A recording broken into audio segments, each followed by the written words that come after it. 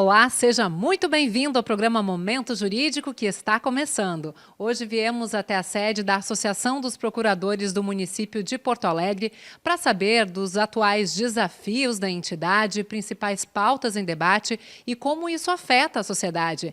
Para isso, vamos conversar com o presidente da associação, Dr. Alexandre Dionello, que está aqui ao meu lado, nos recebendo em casa. Seja muito bem-vindo, então, ao programa Momento Jurídico e já começo lhe perguntando sobre os atuais desafios, maiores desafios da advocacia pública municipal. Olá a todos, é um prazer sempre recebê-los, Dalva, aqui na nossa associação. Enfim, como vocês bem sabem, nós temos conversado sobre os desafios da advocacia pública municipal.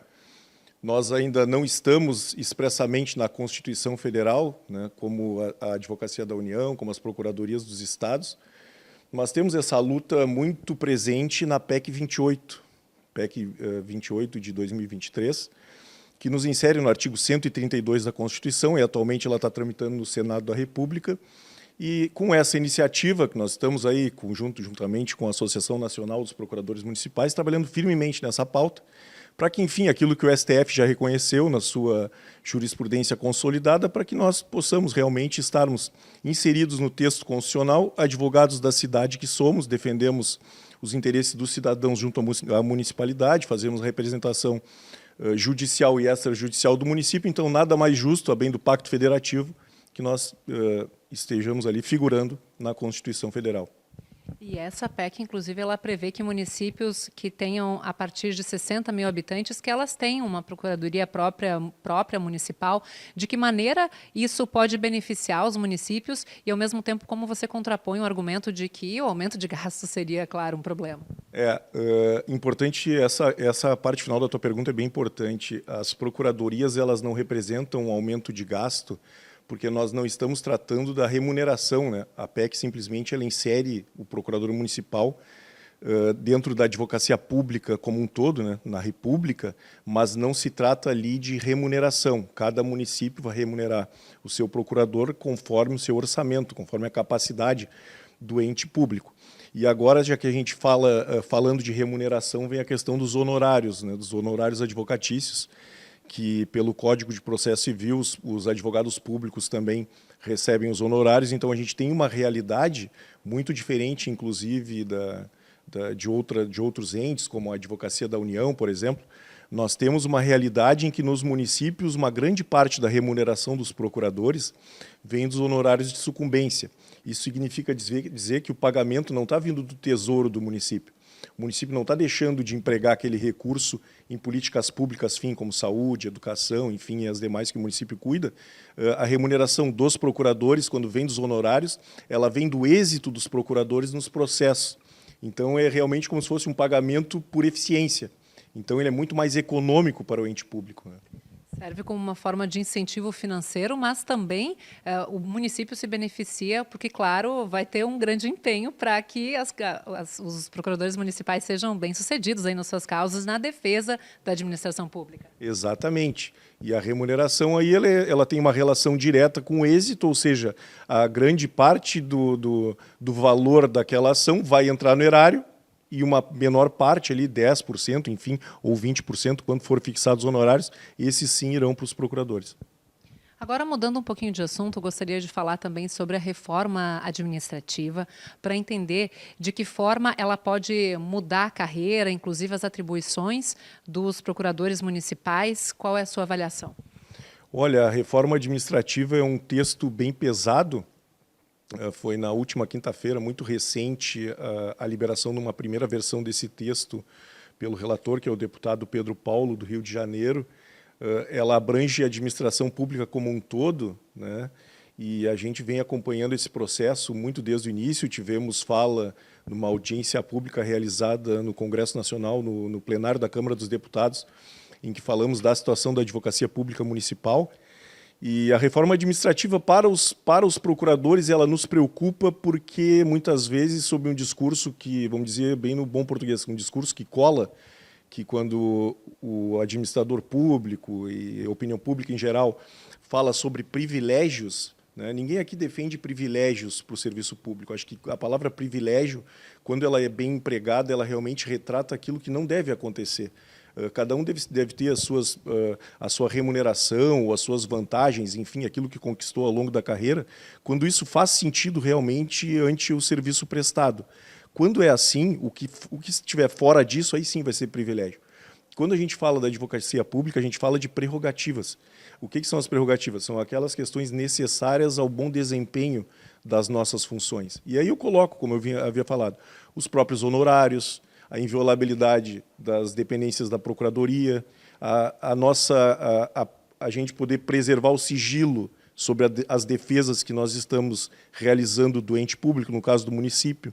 Então, todas essas questões a ver com prerrogativas, naquilo que fique preservado, nós estamos totalmente conforme a uma modernização do serviço público. O problema é que o texto apresentado, ele invadiu em algumas questões que realmente afetam uma boa prestação do serviço público. E isso a gente está imbuído e junto com outras carreiras, com demais entidades representativas de servidores públicos, para que se preserve o bom do serviço público, modernizando na medida adequada, para que não se perca, ao fim e ao cabo, a defesa do interesse público que tem que estar presente em toda a prestação do serviço público, né? Que é o bem comum como um todo. Projeto visto com ressalvas, então é importante encaminhar essa negociação. E por falar nas reivindicações da categoria, recentemente você esteve em Brasília, sendo recebido pelo Dr. Beto Simonetti, ele que é presidente da OAB Nacional. Quais foram os principais temas em debate e o que ficou definido nessa reunião? Olha, foi um encontro muito importante, porque a OAB, né, a OAB não só a OAB Nacional, como as subseções, as OABs estaduais, e aqui eu lembro do doutor Leonardo Lamáquia também, que é um grande parceiro da advocacia pública. Os advogados públicos estão incluídos na Ordem dos Advogados do Brasil, né? E muitas vezes a gente nota que tem uma colisão de interesses, ou até alguns colegas da advocacia privada colocam a advocacia pública como andando em separado da advocacia privada. Quando a gente se encontra com o presidente da OAB Nacional, a gente reforça o vínculo.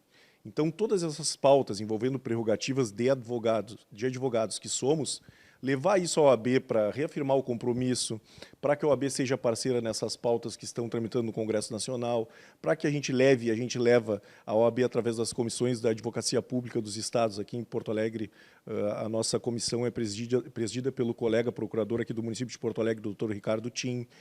A gente leva isso para a OAB para reforçar, né, o nosso discurso, reforçar a nossa representatividade, mostrar que a advocacia é una.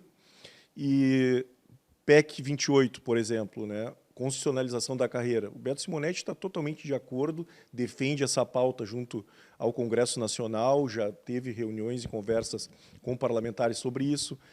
A preservação das nossas prerrogativas na própria reforma administrativa, da mesma forma. A reforma tributária também, porque a reforma tributária tocou em algumas outras questões aí bastante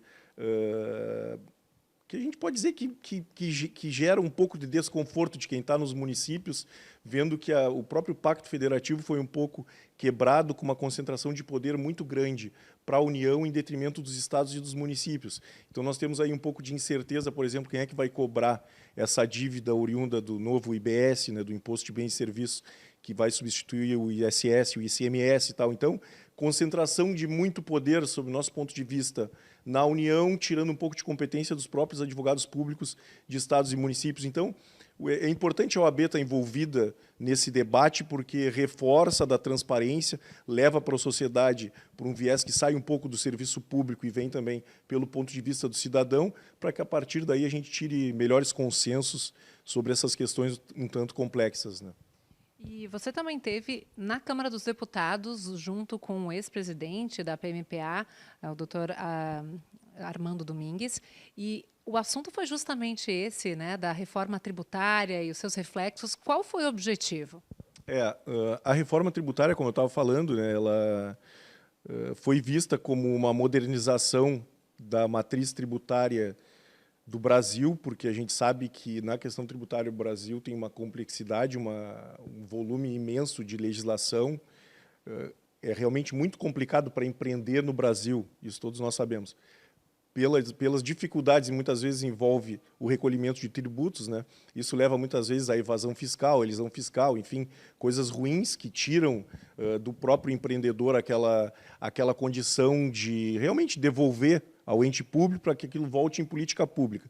Quando a gente não enxerga, eu digo sociedade, quando a gente tem dificuldade de enxergar que aquilo que a gente produz e a parcela que fica com o governo, aquilo retorna para nós em bens e serviços públicos, onde há essa troca legítima, né, em não havendo, as coisas se dificultam. Eu acho que a reforma tributária foi pensada para dar uma modernizada nisso, mostrar que essa relação realmente pode ficar melhorada, que as coisas, que pode haver um retorno para a população em cima daqueles recursos que são recolhidos aos cofres públicos, mas acontece que eu acho que a coisa talvez tenha sido um pouco acelerada, poderia ter sido um pouco melhor pensada, tem questões que ninguém até agora conseguiu resolver ou não conseguiu dizer como é que vai ser isso, e o tempo está passando e a reforma vai ter que ter efeitos no mundo prático. Então, a gente tem, por exemplo, aí o PLP 108, né, que falou do comitê gestor do IBS, e nesse comitê gestor, uma questão que nos preocupou muito, isso foi pauta até de reunião com o próprio Beto Simonetti, que ele tirou os procuradores públicos ou os advogados públicos de dentro do comitê. Isso era uma disposição que estava lá, ou seja, aquele comitê gestor do Imposto de Bens e Serviços, que vai dizer quais são as diretrizes legais que a União, Estados e municípios vão ter que adotar. No momento que tu tira a advocacia pública ali de dentro, tu acaba ficando com um viés muito mais fiscalizatório, porque tu vai ter auditores fiscais, vai ter agentes fiscais ali dentro, sem a advocacia pública, que muitas vezes acaba tendo um olhar do aspecto legal que não descarta o ponto de vista do cidadão. Eu entendo, e nós entendemos que isso vem em prejuízo do cidadão. Então, isso é uma questão crítica que a gente tem, atuamos pontualmente nisso. O PLP ele tramitou na Câmara, houve algumas mudanças no Senado, ele volta para a Câmara, e a gente está trabalhando firme na Câmara para recuperar a melhor redação desse projeto. Tá certo. Antes de encerrar, falar de um assunto um pouco mais ameno, com menos polêmica, os preparativos para a festa de 40 anos da PMPA, 40 anos que a associação vai completar no ano que vem. Quais são os planos? Destacar também que esse ano a nossa PGM completou 100 anos, né? A gente já teve muitas comemorações, teremos uma festa de fim de ano muito bonita, que vocês já estão convidados, que vai ser no Leopoldina Juvenil, no dia 4 de dezembro, né? E já nos preparando para os 40 anos do ano que vem. Já temos pensado em algumas atividades e vai haver bastante comemoração, celebração, né? Porque não é qualquer entidade associativa com a força que a gente conseguiu angariar e conseguimos produzir aí com o empenho de todos os colegas no decorrer desses quase 40 anos. Então, no aniversário de 40, a ideia é marcar bem isso, trazer a comunidade, trazer a sociedade. Aí eu coloco Câmara de Vereadores, Prefeitura, o prefeito, secretariado e tal, para participar junto, vocês, imprensa, mídia, cidadania, enfim, para que mostrar um pouco mais qual é o papel do procurador municipal na cidade, né, do advogado da cidade, que a gente sabe que para nós, como é o nosso dia a dia, é muito fácil enxergar isso, às vezes a população não enxerga, mas a nossa atuação ela permeia todas as políticas públicas, então é aquilo que muitas vezes já tive a oportunidade até de falar para vocês, que o nosso trabalho a gente vê o resultado dele no dia a dia. Então, levar um pouco mais isso, aproveitar os 40 anos para celebrar isso, enfim, fazer grandes festas, mas sempre com esse espírito público, com a ideia do bem comum, envolvendo a todos. Tá certo, vamos acompanhar sim. E muito obrigada pela entrevista, mais uma vez por nos receber aqui na sede da associação. Até a próxima. Muito obrigado, sejam sempre bem-vindos e um grande abraço a todos. A gente vai agora para um rápido intervalo, lembrando que o programa Momento Jurídico tem oferecimento do Grupo Zafari Bourbon, Economizar é Comprar Bem, e Catu Seguros, 30 e para toda a vida, Sistema OAB-RS e a PMPA, Associação dos Procuradores do Município de Porto Alegre. Já voltamos.